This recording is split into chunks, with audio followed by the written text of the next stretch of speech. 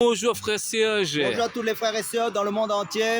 Nous sommes toujours à Saint-Denis, nous sommes dans le nord de l'île de la Réunion. Je suis le frère Serge de l'île de la Réunion, je suis docteur enseignant de la parole de Dieu en Yehoshua Mashiach, notre Seigneur Jésus-Christ. Salutations à tous ceux qui sont en Europe, en Asie, en Afrique, que ce soit en Amérique, que ce soit en Australie, en Nouvelle-Zélande, que ce soit en Tahiti, que ce soit en Guadeloupe, dans les îles de la Martinique, de la Guadeloupe là-bas, que ce soit dans toute l'île de la Réunion où j'habite, que ce soit à l'île Maurice. Salutations à tous. Comme j'ai toujours dit, pour mettre un peu les bases aussi sur cette chaîne par rapport à la vision dans laquelle nous travaillons dans la vision du Seigneur Jésus-Christ qui ne fait que parler, qu'édifier en Jésus-Christ, que maintenir les frères éveillés dans la foi en Jésus-Christ, pour consolider, pour fortifier, pour affermir, pour fonder que les frères dans la parole de Dieu et pour annoncer la bonne nouvelle de l'évangile du salut en Jésus-Christ aux nouvelles âmes qui se connecteront pour la première fois sur cette chaîne qui n'ont pas encore reçu à Christ. Et si vous avez aussi, vous habitez dans toutes les îles de la Réunion, que vous n'avez pas reçu votre baptême d'eau par immersion, en fin de compte, vous pouvez nous contacter en commentaire, en fin de compte, pour prendre votre baptême d'eau par immersion dans l'eau, comme nous avons déjà fait sur nos vidéos précédentes, que nous avons, par la grâce de Dieu, baptisé des personnes. Vous aussi, si vous voulez vous faire baptiser, il n'y a pas de problème. Nous sommes à votre disponibilité pour vous administrer le baptême d'eau. Et maintenant, si vous avez besoin de la prière aussi, vous êtes dans des cas de possession démoniaque, vous avez besoin de prière, mettez en commentaire. Si vous êtes dans l'île de la Réunion, parce que nous habitons dans l'île de la Réunion, nous pouvons travailler dans ce secteur, dans l'île de la Réunion, nous pouvons nous déplacer aussi. Donc, Et prier en ligne aussi, prier en ligne aussi. Prier en ligne, par téléphone, si c'est des cas exceptionnels aussi, que vous, dans ce cas-là, nous pouvons prier aussi par téléphone. Donc, mettez en commentaire votre besoin selon la grâce de Dieu. Vous mettra sur la grâce de nous demander la prière. Donc, nous allons parler de la photocopie et de l'original selon Dieu. Donc, je prends un passage et pour faire comprendre le message que Dieu mettra sur notre cœur pour partager, développer, enseigner. Je donne toujours un bonjour à l'Hexagone, Côte d'Ivoire, tous les pays francophones d'Afrique et aussi l'île de la Réunion. Là, c'est le frère Christophe Balaam, pour ceux qui ne seraient pas au courant, qui est derrière la caméra. Car nous travaillons en collaboration. Là, il vous passe un bonjour à tous les frères aussi. Donc, je prends le passage de 1 Corinthiens chapitre 15, verset 45 qui nous dit: c'est pourquoi il est écrit, le premier homme, Adam, devint une âme vivante. Le dernier Adam est devenu une âme, un esprit vivifiant. Là, il est question du Seigneur Jésus-Christ. Mais ce qui est spirituel n'est pas le premier, c'est ce qui est naturel. Ce qui est spirituel vient ensuite. Amen, alléluia. Donc, qu'est-ce que ça signifie? Ça veut dire Dieu, il va toujours présenter comme dans l'ancienne alliance la photocopie d'abord, mais l'original, la réalité, il va cacher au début. Ça veut dire c'est des préfigurations, comme on parle de ça. Ça veut dire que Christ, avant que Christ soit révélé dans le temps de la grâce, il y avait des préfigurations. Adam était une préfiguration de Christ, les animaux aussi de sacrifice dans l'ancienne alliance, c'était des préfigurations de Christ, de l'agneau immolé. Donc ça veut dire quoi? Tout ce qui, ça veut dire des théophanies. Ça veut dire que dans l'ancienne alliance, Dieu présentait, même Israël, c'était une préfiguration de l'Église de notre temps, en fin de compte, mais Israël restera toujours Israël parce qu'il y a trois horloges. Il y a l'horloge qui est l'Israël, qui est le monde et qui est, comment dire ça, qui est l'Église.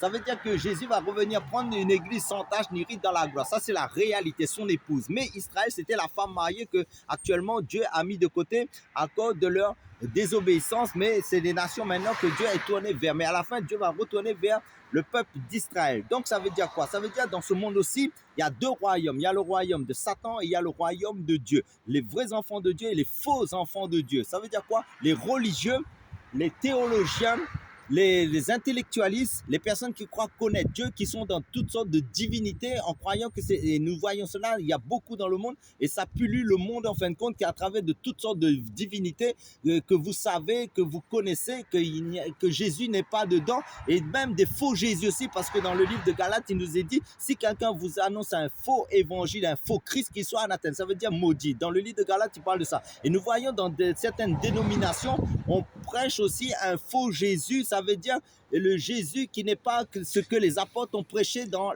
la Nouvelle Alliance. Tu veux prendre le verset de Corinthiens 11, verset 4? Oui, en fin de compte, nous allons voir ça un peu comme référence. De Corinthiens 11, verset 4. Dans le livre de 2 Corinthiens, chapitre 11, verset 4, qui nous dit: parce que Dieu crée toujours les choses en double. Si quelqu'un vient vous prêcher un autre Jésus que celui que nous vous avons prêché, ou que vous recevez un autre esprit que celui que vous avez reçu, ou un autre évangile que celui que vous avez embrasé, vous le supportez fort bien. Amen. Donc ça veut dire quoi? Ça veut dire que là l'apôtre Paul, dans le livre de Corinthiens, il a prêché le vrai Jésus. Ça veut dire la vérité, la parole de Dieu authentique. Mais derrière, il y avait des judaïsants, ça veut dire les personnes, la ramener des personnes dans la circoncision, qui a ramené les personnes dans la loi mosaïque, alors que la loi de Moïse ne sauve pas. Parce que personne ne sera sauvé par la loi de Moïse, mais par la grâce, ça veut dire par la foi, parce que notre vie est parce que le juste vivra par la foi et le juste sera sauvé par la foi. Mais la foi, c'est quoi? La foi a été donnée une fois pour toutes, comme c'est dit dans le livre de Galates, et la foi, c'est Jésus-Christ, le vrai Jésus, parce que Jésus est mort pour nos péchés, il est ressuscité et il est, comment dire ça, c'est lui qui nous a justifiés par son sang. Il a versé son sang saint pour que nous soyons justifiés. Amen. Vas-y, mon frère. Frère Serge, Dieu a créé les choses en double. Hein. Par exemple, le premier Adam, Oui. tiré de la terre, Amen. et tiré de la terre, hein, c'est un homme charnel, Oui, physique. Le deuxième Adam, Jésus, c'est spirituel, Oui, un il esprit vient du ciel, vivifiant. il vient d'en haut. Ouais, d'accord. Après, j'ai dit aussi qu'on voit, il y a la même similitude, veut dire, premier Adam, Oui, amen. et son origine, veut dire que son arbre généalogie, ce qu'on prend dans le livre de Luc, fils de Dieu. Amen. Jésus, fils de Dieu. Oui. Adam n'a ni père ni mère. Amen. Jésus, ni père ni mère. C'est concorde. Il Il y concorde. a un parallèle. Oui, En fin d'accord. de compte, Dieu parle toujours en parallèle. C'est prophétique en fin de compte. Ce qu'il faut comprendre, la prophétie est basée sur des révélations qui est progressif. Ça veut dire que Christ, dans l'ancienne alliance, en fin de compte, quand nous voyons, parce qu'à un moment donné, le Seigneur Jésus pose la question à ses disciples, pour vous, qui je suis? Il y a certains qui disent qu'il est Jérémie, il y en a d'autres qui est Jean-Baptiste, d'autres il a dit que c'est un des prophètes de l'ancienne alliance. Donc, et même Jean-Baptiste qui est ressuscité, il croyait que c'était Jean-Baptiste qui est ressuscité, Hérode. Mais pourquoi il disait ça? Parce que Jésus a l'esprit sans mesure, ça veut dire l'onction sans mesure. Ça veut dire que un jour, on voyait Jésus manifester l'onction qui était sur Jérémie, un autre jour, on voyait l'onction qui se manifestait sur Jean-Baptiste. Ça veut dire que Jésus a la multifacette de l'onction, en fin de compte, parce qu'il est Dieu, en fin de compte. Là, nous montre le côté de Dieu dans la plénitude, en fin de compte. Donc, il pouvait faire ce qu'il voulait, parce que Dieu est souverain. Donc, il pouvait commander à la nature, il pouvait commander à la tempête, il disait à la tempête, tais-toi, il pouvait ressusciter les morts. Là, nous voyons Dieu en action par l'Esprit. Ça veut dire l'Esprit du Père. Donc, ça veut dire quoi? Ça veut dire que Dieu, en fin de compte, s'est révélé à l'homme au fil des siècles, au fur et à mesure, parce qu'en fin de compte, ce qu'il faut comprendre, il y a 8 dispensations dans l'âge de Dieu, dans le calendrier. Et Dieu, à chaque âge, se révélait aux hommes selon ses prophéties pour amener jusqu'à la révélation ultime qui est Jésus-Christ, Yeshua Mashiach. Parce qu'au départ, on voit qu'Adam était sans péché, hein, et Jésus reste toujours Amen. sans péché. On Amen. voit Adam a désobéi dans le jardin. Et on voit que c'est même similitude. Hein. Jésus, dans le jardin Sexémanie, a obéi à Dieu pour partir jusqu'à la croix. Même dans la tentation, dans le désert, quand Satan est venu, il a fait la même chose et en similitude avec Adam. Pourquoi? Parce que Adam est tombé, mais le deuxième Adam n'a pas tombé. Le deuxième Adam a vaincu. Ça veut dire Dieu s'est fait homme. Ça veut dire Dieu s'est fait chair. Ça veut dire que dans le livre de Timothée, il nous parle de ça, de la mystère de la piété grande. Dieu s'est manifesté en chair. Et vu des anges, tout ça là, et prêché aux nations, ce qui est Jésus-Christ en tant qu'homme. Donc ça veut dire quoi? Jésus a vaincu tout ce que l'homme n'a pas pu vaincre. Ça veut dire que Jésus n'est pas né comme tous les hommes aussi. Jésus est né d'en haut. Ça veut dire quoi? Jésus a été engendré par le Saint-Esprit. Il est né sans péché. Il n'a jamais commis de péché. Mais il est mort pour les péchés des hommes. C'est ça qu'il faut comprendre. Parce qu'on voit que le premier Adam l'a échoué parce qu'en fait, c'est lui qui avait l'autorité sur toute la terre. Hein, parce que Jésus est venu. Et Jésus, en fait, quand il a obéi le Père, il n'est pas jusqu'à la croix. En fait, quand il a pris l'autorité, et dans l'Apocalypse 1, verset 8, il nous dit, parce que Jésus va récupérer la clé qu'Adam a perdue. Même Isaac était une préfiguration de Christ quand Dieu a demandé à Abraham, en fin de compte, d'amener en sacrifice son fils Isaac sur le mont Morija pour être sacrifié. Mais c'était le temps du Père. Dieu a pris un bélier. Dieu n'a pas pris l'agneau. C'est pour ça qu'à un moment donné, quand Isaac pose la question à son père Abraham, Père, Et en fin de compte, Abraham, il demande qu'est-ce qu'on va faire, mais Abraham dit on va adorer Dieu. Mais Isaac ne savait pas qu'il allait être sacrifié à Dieu en fin de compte. Mais comme c'était encore le temps du Père, c'était pas encore le temps du Fils, Dieu a pris un bélier, Dieu n'a pas pris l'agneau. C'est pour ça que quand Jésus est entré, est venu sur la terre, Jean-Baptiste, en le voyant, dit voici l'agneau de Dieu. Et là, c'est le temps de l'agneau, ça veut dire du Fils. Parce qu'on voit tout le temps que Dieu crée les choses en double. Hein. Dans les enfants de Dieu et les enfants du diable. Le Jérusalem céleste, le Jérusalem physique. C'est ça. Voilà. C'est pour ça qu'en fin de compte, la Jérusalem physique, c'était Israël physique. Mais la Jérusalem céleste, c'est d'en haut. Ça veut dire, vient d'en haut. Ça veut dire que Dieu a préparé pour ses élus, pour ses enfants qui sont baptisés du Saint-Esprit, qui sont inscrits dans le livre de vie. Donc, c'est pour ça qu'il faut persévérer jusqu'à la fin, parce que ce sera plus glorieuse dans la Jérusalem céleste comme dans la GN. C'est pas encore ouvert, les temps de fête, mais là, c'est l'enfer qui est ouvert. Mais maintenant, les choses glorieuses nous attendent pour l'éternité dans la Jérusalem céleste. Mais maintenant, les nouveaux cieux, la nouvelle terre, mais Dieu fait toujours les choses en deux. Pourquoi Dieu fait les choses en deux? Et Dieu cache la réalité, mais Dieu montre d'abord la photocopie. Ça veut dire que il ne montre pas l'original. Ça veut dire l'original, Dieu le cache. C'est pour ça que l'Église aussi est un mystère pour ceux qui périssent. C'est pour ça qu'il dit, si notre évangile est voilé, il est voilé pour ceux qui périssent. C'est pour ça que Dieu se révèle, parce qu'il dit, je te loue, Père, c'est l'aide de ce que, en fin de compte, tu as cassé ces choses aux sages de ce monde, aux intelligents de ce monde, mais que tu les as révélés aux enfants. Ça veut dire aux enfants de Dieu, les élus de Dieu, parce qu'il y a beaucoup d'appelés, mais peu de lits. Dans l'église de Dieu, il y a aussi l'église des hommes, parce que l'église de Dieu, c'est des pierres vivantes, et l'église des hommes, c'est des briques. C'est ça. Ça veut dire que c'est des hommes qui sont des statues de sel dans les églises qui ne bougent pas, et qu'un nombre de personnes, ils suivent l'homme en fin de compte. Ça veut dire qu'ils suivent le programme des hommes, ils ne suivent pas le mouvement de Dieu, ils ne suivent pas le mouvement de l'esprit. C'est pour ça que dans les églises, vous verrez, il y a des années, pendant des années, des personnes deviennent comme des religieux, comme des pharisiens. Ils ne bougent pas, ce sont les hommes qui les conduisent et qui font des programmes. Il y a des vrais pasteurs, il y a des faux pasteurs. Et il y a des vrais prophètes, il y a des faux prophètes. Et il y a l'enfer, il y a le paradis. Tout en fin de compte, Dieu a fait les choses exprès, en fin de compte, comme avant que l'œuvre de la croix se fasse, en fin de compte, il y avait le séjour des morts, là où il y avait le tourment, et il y avait le sein d'Abraham, là où les gens étaient dans le repos. Mais maintenant, tous ceux qui sont dans le sein d'Abraham, depuis l'œuvre de la croix, ils sont partis dans le lieu dans le paradis, ils sont partis avec le Seigneur. Mais maintenant il reste que l'enfer. Mais maintenant, Dieu fait les choses en double.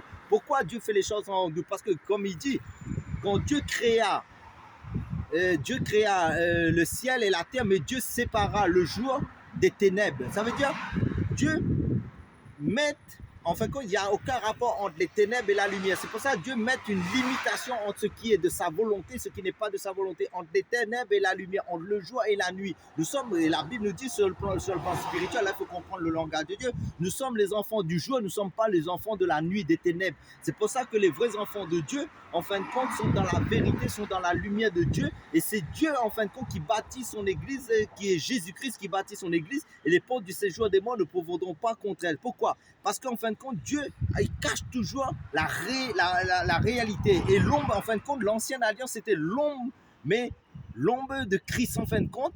Mais la réalité, c'est l'église. C'est ça qu'il faut comprendre. La vraie réalité, c'est le corps, c'est le Christ. C'est Christ. Parce que nous avons dit qu'il y a les enfants du diable et les enfants de Dieu. Les enfants du diable, ils ne se convertira jamais. Hein? Et les enfants de Dieu vont se convertir parce que des commencements, le Seigneur a déjà écrit sa parole dans notre cœur. Lorsqu'on prend Jean 10, verset 27, mes brebis entendent ma voix, je le reconnais. Amen. Je le reconnais, mais suivent. Je le reconnais, c'est la parole de Dieu, hein, c'est sa voix. Hein. Amen. Parce que les enfants du diable vont suivre la voix de leur père, le père du mensonge. C'est ça qu'il faut comprendre. Parce qu'en fin de compte, quand Jésus est venu sur la terre, il y avait des pharisiens, il y avait des religieux qui ont rejeté Jésus. Et en fin de compte, comme ils ont rejeté Jésus, Jésus dit, vous êtes les fils du diable, en fin de compte. Ça veut dire quoi? Ça veut dire les personnes qui rejettent la vérité, qui rejettent Christ, en fin de compte, ils s'alignent au camp du diable, en fin de compte. Et c'est pour ça qu'en fin de compte, Dieu a fait les choses vraiment. En fin de compte, il est l'architecte, il est le bâtisseur, il a mis des limites, il a ses règles parce que le royaume de Dieu a des codes. Ça veut dire le code de Dieu, c'est la parole de Dieu. Frère, c'est une question, hein, parce qu'on voit l'Église catholique dire nous sommes tous enfants de Dieu. C'est un peu les grands mensonges. Hein? Dieu nous aime tous en tant que créatures. ceux qui sont nés de nouveau, qui ont l'Esprit de Dieu, qui fait que qui n'attristent pas le Saint-Esprit ou qui entretient le Saint-Esprit par leur consécration, par la sanctification, par la paix, pour vivre dans le bien. Parce que Jésus allait de lieu en lieu, annonçant le royaume de Dieu, faisant le bien. Donc, il persévère dans la fidélité, dans la sanctification, dans le fruit de l'Esprit. Donc, ça veut dire quoi? Les dons ne sont pas aussi les dons spirituels. Parce que beaucoup, à la fin, vont venir vers le Seigneur, vont dire, Seigneur, en ton nom, nous avons chassé des démons, en ton nom, nous avons prophétisé. Mais le Seigneur va dire, je ne vous connais pas, vous qui commettez l'iniquité. Pourquoi? Parce que le fruit de l'Esprit, la sanctification, la paix, tout ça là, parce qu'il dit, nul ne verra le Seigneur s'il n'a pas la sanctification et la paix, le fruit de l'Esprit. Ça veut dire quoi? Vas-y, mon frère. Et en fait, pas pour choquer, parce que les assemblées, même l'Assemblée, la Réunion, même les catholiques, pas pour vexer les gens, parce qu'en fait, quand à la base, il dit nous sommes enfants de Dieu. Non, en fait, nous sommes des créatures. À la base, même nous sommes enfants du diable, parce que dans la Bible, il dit dans 1 Pierre, 1 Jean 3, verset 8, c'est lui qui pratique le péché du diable, car le diable pêche le commencement.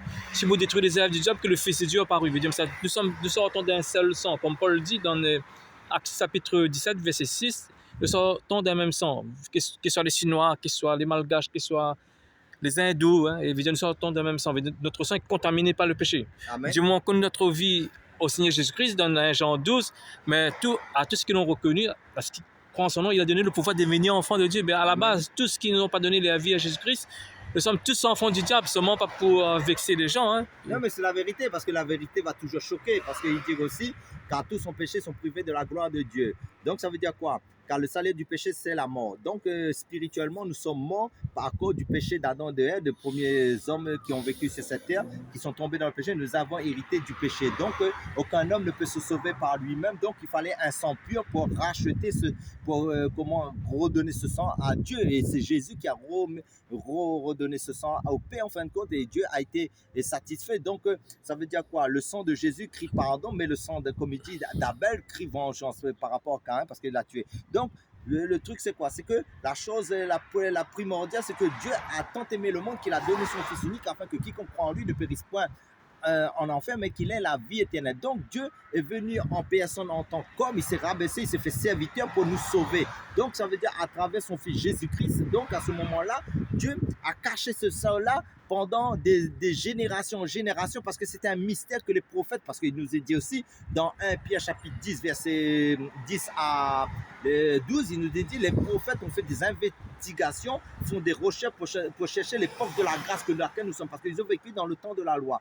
Donc, pour bénéficier de cette grâce du salut aussi, parce que c'était l'apogée du plan de Dieu. L'apogée du plan de Dieu, c'est la croix, en fin de compte, le salut de l'humanité. Mais maintenant, cette chose, ça s'est réalisé il y a plus de 2000 ans, 2000 ans en arrière de ça, mais maintenant jusqu'à présent on prêche l'évangile, la bonne nouvelle de Christ à travers les véritables serviteurs de Dieu. Mais maintenant le plan de Dieu, c'était son Fils Jésus-Christ qui vient de mourir à la croix, parce qu'aucun homme ne pouvait se racheter par lui-même, et Dieu a caché ça. C'est pour ça que Dieu montrait toujours des photocopies, des préfigurations, des images de Christ en parabole, en fin de compte c'était des mystères. C'est pour ça que quand il parle des mystères de Christ, en fin de compte, dans l'ancienne alliance, aucun prophète n'avait cette révélation que nous avons aujourd'hui. C'est pour ça que la plus grande révélation, le plus grand message de la parole de Dieu, c'est Christ, qui est christocentré. Tout est centré sur Jésus-Christ et qui a les divers aspects variés de Dieu, qui est la sagesse infiniment variée de Dieu. Parce qu'il y a beaucoup de personnes qui sont de l'ignorance, parce qu'il n'a pas dit dans Acte 17, a dit nous sommes dans l'ignorance, nous sommes dans l'ignorance, mais en fait beaucoup de personnes ne savent pas qu'ils sont des enfants du diable. Il ne connaît pas tout ça, hein? Non, mais c'est normal, parce qu'il dit aussi, le prince de ce monde a voilé leur intelligence pour qu'ils ne voient pas briller la splendeur de l'évangile, de la gloire de Christ. Pourquoi? Parce que quand une personne se donne à Christ, se convertit, le voile est ôté. Ça veut dire qu'ils sont voilés, leurs cœurs sont voilés, leur intelligence sont voilées. Parce que pourquoi? Le diable les a voilés. Mais maintenant, regarde l'apôtre Paul. Je donne un exemple par rapport à l'apôtre Paul. Persécutait l'église alors qu'il était pharisien, il était zélé, mais en croyant adorer le vrai Dieu. Mais quand Dieu l'a visité sur le chemin de la Damas, il est tombé de cheval. Comme il est tombé de cheval, Dieu a enlevé les écailles, ça veut dire le voile. Dieu a enlevé le voile sur son intelligence, sur son cœur. Et là, il a dit, Seigneur, Seigneur. Il a demandé qui es-tu, Seigneur? Mais là, il a reçu la révélation. Donc, tant qu'une personne n'a pas encore reçu la révélation par le Saint-Esprit du vrai Dieu, ça veut dire que mais il faut qu'il cherche aussi. Parce que le Seigneur dit, celui qui me cherche me trouve. Parce que dans Jean 3,9, il dit comme ça, quiconque comme ça, quiconque est né de Dieu ne pratique pas le péché, parce que la semence de Dieu demeure en lui, et ne peut pas pécher parce qu'il est né de Dieu, veut dire la semence, veut dire le Saint-Esprit. Mais il y a des péchés volontaires et involontaires, hein, parce que seul Jésus n'a pas péché. Hein. Lorsque tu prends 1 Jean 3, 5, 6, Jésus est apparu pour nos péchés. Il n'y a pas de péché en lui. Ce qui demeure en lui ne pêche pas. Si quelqu'un pêche, n'a pas vu, n'a pas connu. Ouais. Veut dire seul Jésus n'a pas péché. Après, nous savons tous que nous sommes des péchés, mais pas volontaires. Oui, parce que Jésus a bien dit aussi, qui me convaincra de péché? Personne n'a dit ça, Bouddha n'a pas dit ça, aucun homme sur cette terre ne peut dire ça, parce que Jésus a dit, qui me convaincra de péché? Là, il disait carrément qu'il est Dieu, Dieu, en lui, il n'y a aucune ombre de variation, il veut dire aucune miette de péché, ça veut dire tout est lumière en lui, c'est pour ça qu'il avait comment il pouvait nous sauver, parce qu'en fin de compte, lui, il est la lumière par excellence. Frère, ça, dans ta prédication, quand tu te prêches, ça veut dire un enfant du diable. Les enfants du diable ne se convertissent pas alors, hein, parce qu'il y a les élus. À la base, s'ils sont des enfants du diable, ils vont se convertir. Après, ceux qui sont du diable, ils ne convertiront jamais. Hein. Mais je vous dis, je vais aller encore plus loin encore.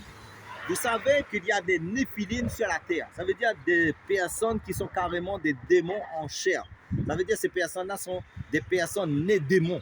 Comme Jésus a bien dit, avec les disciples, il a dit parmi vous, il y a un démon. Il n'y a pas dit quelqu'un qui est possédé comme Marie de Magdala. Être possédé et être un démon, c'est pas pareil. Hein? Judas était un démon en chair, si vous voulez savoir la vraie réalité. Mais c'était aussi, comme rappelez-vous, les fils de Dieu est venu dans le temps de Noé. Je pense avant le déluge. Et c'était des anges qui quittaient leur place dans le ciel et ils se sont liés avec des femmes. C'est pour ça qu'il y a des personnes qui ont des rapports sexuels la nuit avec des démons aussi. Mais ils enfantent aussi. Qu'est-ce qu'ils enfantent? Des démons.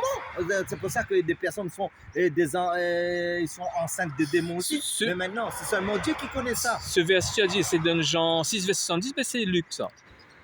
En fin de compte, par rapport aux démons en chair? Ah non, c'est pour Judas, parce qu'il dit ça, et que passer dans Luc. Oui, en fin de compte, dans les évangiles, on parle de ça, parce qu'en fin de compte, Jésus a dit, parmi vous, il y a un démon. Il n'y a pas dit quelqu'un de possédé comme Marie de Magdala. Pour être possédé, on peut faire de la délivrance, mais une personne qui est un démon, en fin de compte, en chair, ça veut dire qu'il est né démon, il va mourir démon, et c'est pour ça que des fois on dit, mais pourquoi ces personnes tombent tout le temps dans les mêmes travers des choses qui est contre à Dieu? C'est normal, seulement Dieu connaît ces personnes, nous on peut pas juger personne aussi. Parce qu'il dit ça, n'est-ce pas moi qui vous a choisi vous les 12 et l'un de vous est un démon, soit dans Jean 6, 70, soit Luc 6, verset 70. Oui, voilà. L'évangile, vous allez retrouver ce passage. Parce que pourquoi? Parce que le Seigneur, en fin de compte, il sait qu'en fin de compte, il y a des démons qu'en fin de compte, ils ont des relations avec des humains en fin de compte, mais des personnes, c'est des démons en chair. Mais Dieu, en fin de compte, il montre que le temps de Noé n'a pas changé, parce que il y avait même des personnes, des fois tu vois des personnes qui font de la magie, des personnes qui font des choses surnaturelles,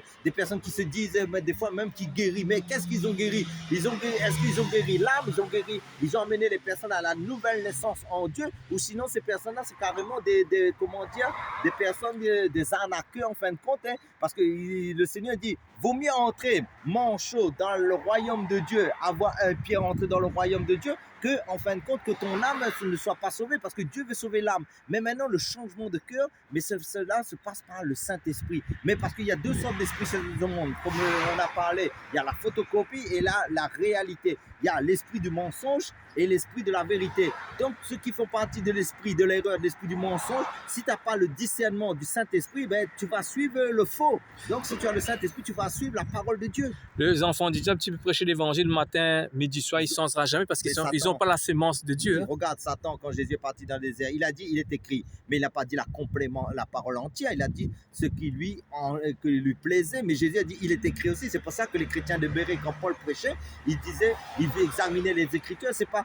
parce que tu vas dans une église qu'il y a un pasteur qui est un serviteur de Dieu, tu écoutes la parole, mais tu lis pas ta Bible, et tu n'as pas une relation intime, personnelle avec le Seigneur, mais tu vas te faire arnaquer, tu vas te faire dépouiller, on va te tondre comme une brebis, et on va te voler ton argent, on va te prêcher du n'importe quoi. Mais en fin de compte, c'est pour ça que dans des églises aussi, vous voyez des manifestations qui n'ont aucun rapport avec la parole de Dieu. Frère, pour terminer, qu'est-ce que tu peux rajouter? Je vous dis qu'en fin de compte, il faut prier que le Seigneur vous donne le discernement des esprits. Parce que le discernement d'esprit, c'est un don que Dieu a donné aux enfants de Dieu pour discerner le vrai du faux, la photocopie de la vérité. Donc, tu peux être dans un endroit, si tu n'as pas le discernement, tu vas être trompé en fin de compte. Donc, il faut être très prudent dans notre temps de la fin, parce que dans notre temps de la fin est très critique, il y a beaucoup d'apostates, il y a beaucoup de fausses doctrines, il y a beaucoup de choses qui peuvent nous entraîner dans le faux. Donc, faites très attention, parce que le Seigneur dit, priez et soyez vigilants, soyez prudents. Et Dieu nous a avertis, mais seulement il faut d'abord avoir une relation avec le Seigneur personnellement, individuelle, chacun pour sa part, de ne pas suivre l'homme pour suivre l'homme, de suivre le Seigneur, de suivre son esprit, de consulter le Seigneur dans ce que vous faites, dans ce que les autres disent aussi. Même moi qui vous prêche sur la chaîne, vous devez consulter le Seigneur pour que le Seigneur vous montre aussi si je suis vrai et je suis un enfant de Dieu, ou si je suis un enfant de Satan aussi, parce que là beaucoup peuvent me combattre, me dire je suis le fils du diable, mais vous, si vous êtes de Dieu, vous allez, Dieu va vous révéler qui est qui en fin de compte. Mais maintenant, si vous suivez les faux, vous allez être dans la photocopie alors d'être dans la réalité. Soyez tous bénis et persévérez car Jésus-Christ revient. Sois béni, Dieu gagne toujours. Amen.